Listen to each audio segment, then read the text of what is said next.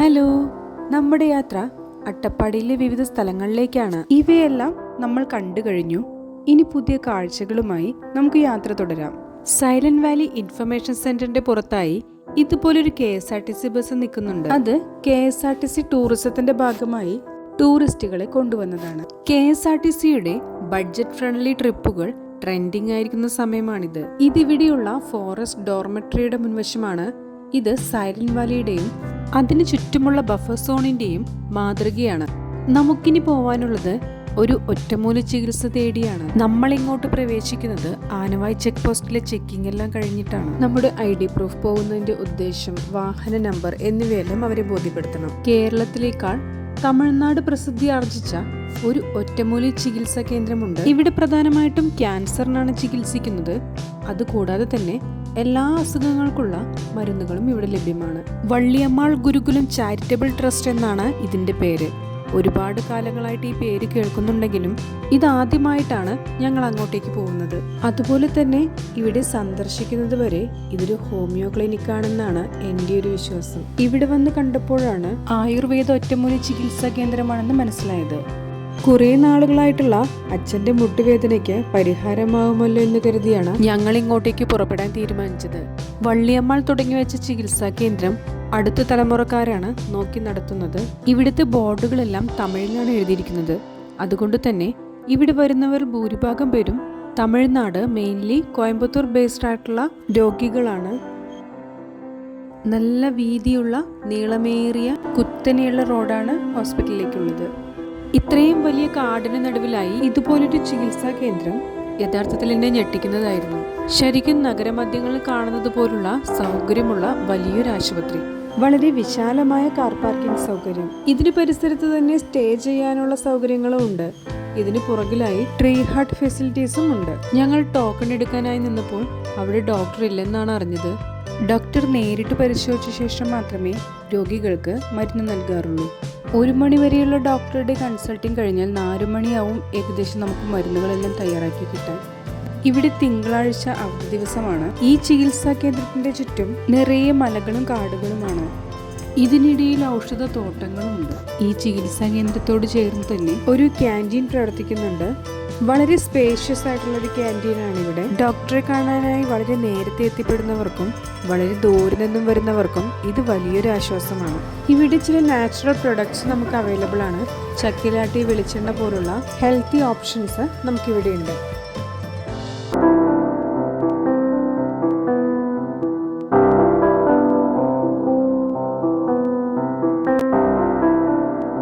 അവിടെ ഡോക്ടറില്ലാത്ത പക്ഷം പിന്നീട് ഒരിക്കൽ വന്ന് കാണാമെന്ന് വിചാരിച്ച് ഞങ്ങൾ അവിടെ നിന്നും ഇറങ്ങി. ഈ ചികിത്സാ കേന്ദ്രത്തിന്റെ ഇടതുവശത്തായി ഒരു നീണ്ട റോഡുണ്ട്.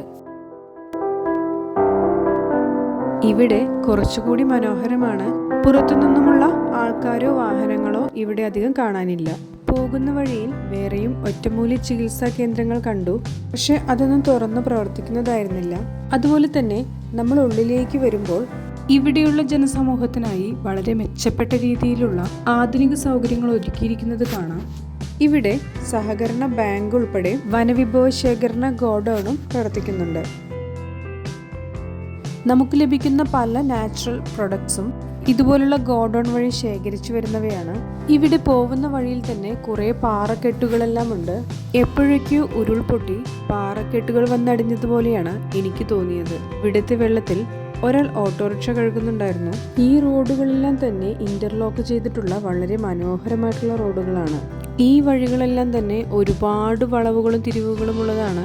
അതുമാത്രമല്ല കുത്തനെയുമാണ്. അധികം സ്പേഷ്യസ് അല്ലാത്ത ഈ റോഡിലൂടെ ഒരു വണ്ടി വന്നാൽ മറുവണ്ടിക്ക് സ്ഥലം കൊടുക്കാനില്ല. അതുകൊണ്ട് തന്നെ വളരെയധികം ശ്രദ്ധിച്ചു വേണം ഈ റോഡിലൂടെ പോവാൻ.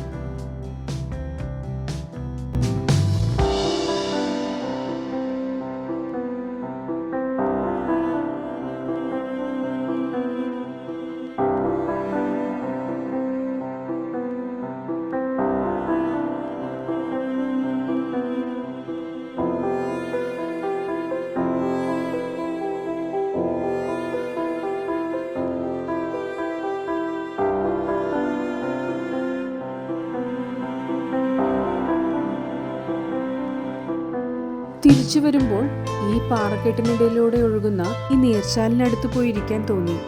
ഇത് മലമുകളിൽ നിന്നും വരുന്ന ചെറിയൊരു അരുവിയാണെന്ന് തോന്നുന്നു. നല്ല തണുപ്പുണ്ട് വെള്ളത്തിന്. ഞങ്ങൾ കുറച്ച് ഫോട്ടോസൊക്കെ എടുത്ത് അവിടെ നിന്ന് ഇറങ്ങി.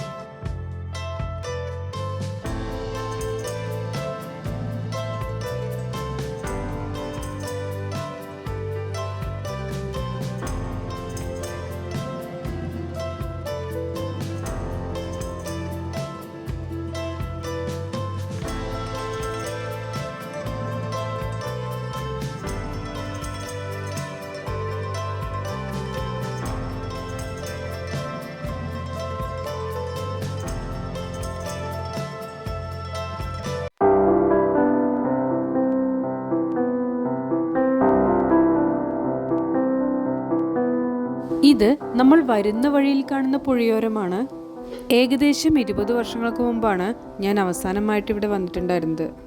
അന്നത്തേതിനേക്കാൾ ഒരുപടി ഭംഗി കൂടിയിട്ടേയുള്ളൂ. പ്രകൃതിയുടെ സൗന്ദര്യം എന്ന് പറഞ്ഞാൽ ഇതാണ്. വർഷങ്ങളും പതിറ്റാണ്ടുകളും നൂറ്റാണ്ടുകളും കഴിഞ്ഞാലും മാറാത്ത ഭംഗി.